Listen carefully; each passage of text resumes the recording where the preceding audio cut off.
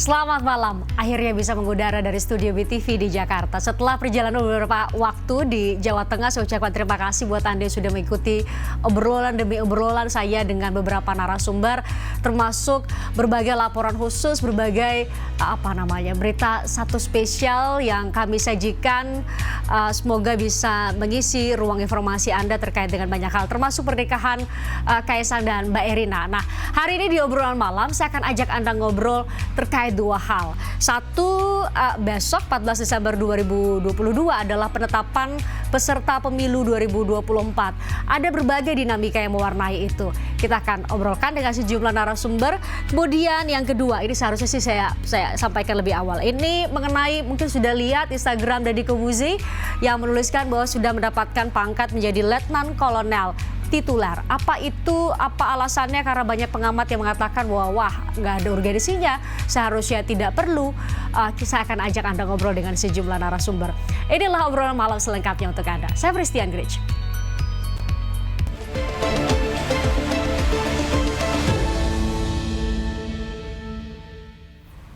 Nah, seperti yang saya sampaikan tadi, selebritas Deddy Corbuzier resmi menyandang pangkat Letnan Kolonel TNI Angkatan Darat. Pangkat tersebut diberikan oleh Menteri Pertahanan Prabowo Subianto pada akhir pekan lalu. Sejumlah pihak memberikan tanggapan terkait pemberian pangkat militer tituler tersebut. Beberapa pengamat mempertanyakan urgensi pemberian pangkat tituler kepada Deddy dan mengusulkan agar TNI mencabut kembali gelar tersebut. Selebritas Deddy Corbuzier diberi pangkat Letnan Kolonel atau Letkol tituler oleh TNI. Informasi mengenai pemberian pangkat tersebut dibagikan Deddy melalui akun Instagramnya Master Corbuzier pada akhir pekan lalu. Dalam unggahannya, Deddy secara simbolis menerima pangkat militer tituler tersebut dari Menteri Pertahanan Prabowo Subianto. Dengan pangkat itu, kini Deddy Corbuzier memiliki pangkat yang sama dengan sejumlah tokoh nasional seperti Hamengkubuwono ke-9, Nugroho Noto Susanto, dan Suryadi Suryadharma. Dikutip dari berita1.com, Kepala Pusat Penerangan Kapuspen TNI Laksamana Muda, Kisdianto, menyatakan pangkat Letnan Kolonel tituler yang diberikan kepada Deddy Corbuzier didasari atas permintaan Kementerian Pertahanan karena Deddy ditunjuk sebagai Duta Komponen Cadangan di lingkungan Kementerian Pertahanan. Pangkat ini pun telah disahkan oleh Panglima TNI Jenderal Andika Perkasa dan Kepala Staf Angkatan Darat Dudung Abdurrahman. Panglima TNI terpilih Laksamana Yudo Margono angkat bicara perihal pangkat militer Letnan Kolonel tituler TNI Angkatan Darat Deddy Corbuzier yang diberikan oleh Menteri Pertahanan Prabowo Subianto. Yudo berpesan, Deddy harus membawa nama baik dan mampu membawa kemajuan untuk TNI. Menurut Kamus Besar Bahasa Indonesia, pangkat tituler adalah gelar kehormatan yang diperoleh tanpa menjalankan tugas jabatan sebagai yang tersebut dalam gelarnya. Adapun individu yang berhak mendapatkan pangkat tituler tercantum dalam Bab 3 Peraturan Pemerintah Nomor 36 Tahun 1959 tentang pangkat-pangkat militer khusus, tituler, dan kehormatan. Dalam Pasal 6 Bab 3 tentang pangkat militer disebutkan, orang yang dapat menerima pangkat tituler adalah mereka yang bukan berasal dari militer, sukarela, atau militer wajib. Pemberian pangkat militer tituler kepada Deddy Corbuzier ini menuai berbagai tanggapan dari sejumlah pihak. Sebagian mengusulkan agar TNI mencabut pemberian gelar Letkol tituler terhadap Deddy Corbuzier. Mereka mempertanyakan urgensi pemberian gelar militer terhadap selebritas sekaligus YouTuber tersebut. Selain urgensi, kita juga bicara mengenai kualifikasi. Tadi kan sempat kami bandingkan ya, ada yang dapat itu Hamengkubuwono ke-9 dan tokoh-tokoh lain. Apakah kualifikasi seorang Deddy Corbuzier harus atau sesuai atau memenuhi kualifikasi tepatnya ya, memenuhi kualifikasi untuk mendapatkan pangkat Letnan Kolonel, atau kalau memang tujuannya untuk komunikasi publik, untuk bisa menyampaikan banyak informasi terkait TNI kepada masyarakat luas, kenapa tidak dalam bentuk kerjasama? Saya akan ajak Anda ngobrol dengan anggota Komisi 1 DPR RI dari fraksi PDI Perjuangan, TB Hasanuddin, yang hadir secara langsung di studio BTV, dan pengamat militer Ridwan Habib yang bergabung secara virtual.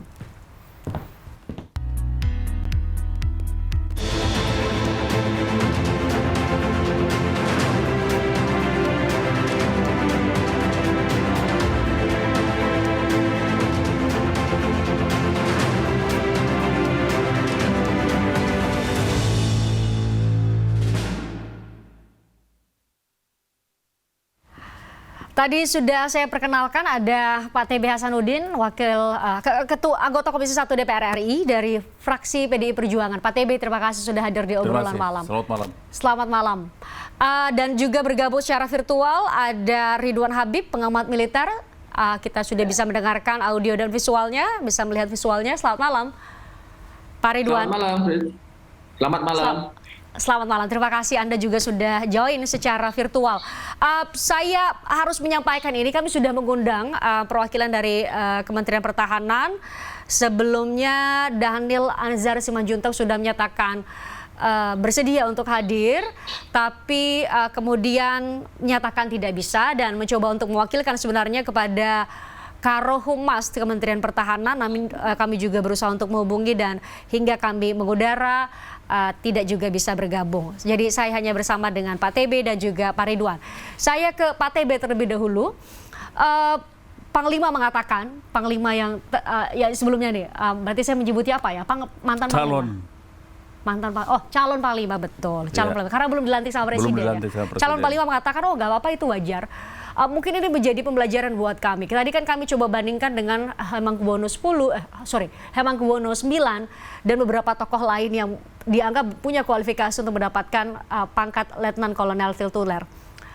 Pak TB mungkin bisa cerita, sebagai Purnawirawan Jenderal TNI juga bisa cerita kepada kami. Pangkat itu wajar nggak sih diberikan kepada sipil, karena di aturannya begitu ada boleh. Tapi apakah kualifikasi itu secara rigid diatur atau itu menjadi subjektif seorang Menteri Pertahanan? Iya, baik. Saya mungkin ya pengamat, tapi juga saya pelaku 33 tahun ya, dengan berbagai macam aturan yang dulu dan sekarang. Jadi harus diketahui oleh masyarakat. Yang pertama, zaman dulu ya, sebelum era reformasi, yang namanya pangkat tituler itu lebih banyak kepada penghormatan dan penghargaan. Ya, jadi ketika seseorang, misalnya tadi yang disebutkan pejabat tinggi negara, ya, kemudian diberi pangkat tituler, misalnya Brigjen tituler, itu ya terus sampai meninggal tidak dicabut. Itu dulu. Nah, sekarang acuan pangkat tituler itu ada di dalam aturan perundang-undangan. Di dalam Undang-Undang Nomor 34 Tahun 2004 tentang Tentara Nasional Indonesia pasal 27 ya, itu dijelaskan bahwa Panglima TNI punya kewenangan untuk memberikan 3 pangkat jenisnya, pangkat aktif, pangkat lokal, dan kemudian pangkat tituler. Nah, ini. Yang ketiga nih. Yang ketiga, pangkat tituler itu diberikan. Nah, kemudian dari undang-undang itu ada turunannya peraturan pemerintah nomor 39 tahun 2010 ya. Itu jelas lebih rinci lagi. Ya, tetapi sebelum menginjak pada itu bahwa boleh dan sah saja seorang Panglima TNI ya, bukan Menhan ya. Panglima TNI menurut undang-undangnya itu ya punya kewenangan mengangkat seseorang warga negara Indonesia ya menjadi TNI dengan pangkat tituler. Minimal dalam undang-undang itu adalah berpangkat Letnan 2 sampai dengan mungkin perwira tinggi. Kualifikasinya? Oke, ya. Dalam kondisi seperti ini ya, contohnya ya, Angkatan Udara kekurangan atau tidak punya pilot. Nah, lalu meminta kepada Kementerian Perhubungan, meminta misalnya pilot di Garuda untuk sementara ya mengoperasikan. Nah, misalnya pesawat angkut TNI Angkatan Udara. Padanya diberikan pangkat tituler untuk batas tertentu, memiliki kualifikasi, dan kualifikasi itu tidak ada ya, belum punya atau kekurangan di TNI sendiri dari prajurit reguler. Oke, saya tanya ke Pak Ridwan. Pak Ridwan, kalau dengan penjelasan demikian dan kualifikasi yang demikian, menurut Anda pas tidak itu diberikan kepada Deddy Corbuzier? Karena Bang Dhanil harusnya bergabung malam ini bersama kita, tapi dikatakan bahwa ini karena Deddy Corbuzier diberi tugas untuk menyampaikan atau informasi, bertugas untuk menyampaikan sebagai juru bicara. Saya coba cari kalimat yang tepat. Menyampaikan bahwa butuh untuk menyampaikan informasi kepada halayak banyak karena dalam kapasitas sebagai influencer dan lain-lain. Perlukah itu atau seharusnya masih bisa kok ada existing, ada kehumasan, ada Kapuspen di TNI ya, ada Kepala Pusat Penerangan dan segala jajarannya yang seharusnya bisa menjalankan tugas-tugas itu untuk komunikasi publik. Menurut Anda? Ya, kalau tujuannya untuk mempermudah komunikasi publik TNI maupun Kementerian Pertahanan, saya justru melihat sebaiknya malah tidak perlu diumumkan ya jabatan itu. Karena setelah diumumkan, reaksi publik justru malah negatif, ya, dominan negatif, walaupun ada juga yang mendukung. Kami mempunyai mesin untuk memantau media sosial, kita lihat dominan teman-teman netizen ini justru mempertanyakan. Padahal sebelum diumumkan atau sebelum ada foto itu, memang kita tahu Deddy Corbuzier sering sekali melakukan beberapa kegiatan dengan Pak Prabowo, dengan Kementerian Pertahanan, dengan Mabes TNI, dan efeknya bagus. Jadi malah sebenarnya dengan adanya pengumuman pangkat tituler ini, justru tujuan utamanya malah terganggu. Jadi kemudian netizen malah menjadi bereaksi yang negatif. Kalau tidak diumumkan, malah sebenarnya misi-misi komunikasi TNI bisa tersalurkan dengan baik oleh Bang Deddy Cahyadi atau Deddy Corbuzier di podcastnya, di berbagai platform media yang dia miliki. Tapi tentu saja sekali lagi ini adalah kewenangan dari TNI. Saya tidak punya kapasitas untuk mengomentari kebijakan internal TNI. Kami hanya melihat dari luar. Kalau Deddy ini mengumumkan ini, malah sampai hari ini ya, setidaknya sampai hari ini reaksi dominan netizen menjadi negatif. Negatif ya, oke. Pak TB, kalau kita lihat visual, coba kami tunjukkan kembali visual foto-foto tadi bersama Menhan bersama dengan Deddy Corbuzier tadi. Kalau dilihat tadi Pak TB bilang, ini kan sebenarnya adalah letkol atau jabatan tituler ini diberikan oleh Panglima TNI. Tapi yang diunggah ke media sosial, yang memberikan ini justru adalah Menteri Pertahanan. Sebenarnya tadi apakah konsisten begini, Panglima yang memberikan maka seharusnya? Saya kira kalau aturan perundang-undangan aturan perundang-undangan itu Panglima TNI yang memutuskan, Panglima TNI yang punya kewenangan berdasarkan pasal 27 adalah Panglima TNI. Ya, 3 pangkat itu, jenis pangkat itu. Kehadiran kalau kemudian setelah administrasi selesai, Panglima TNI membuat surat keputusan jabatan, ya bisa jadi yang menyerahkannya Menhan, karena itu atas permintaan Menteri Pertahanan. Oke. Sebelumnya pangkat-pangkat tituler itu diserahkan secara resmi oleh siapa? Oleh Panglima TNI. Jadi harusnya visual-visual yang tadi kami lihat itu adalah? Kalau menurut hemat saya harus perdalam.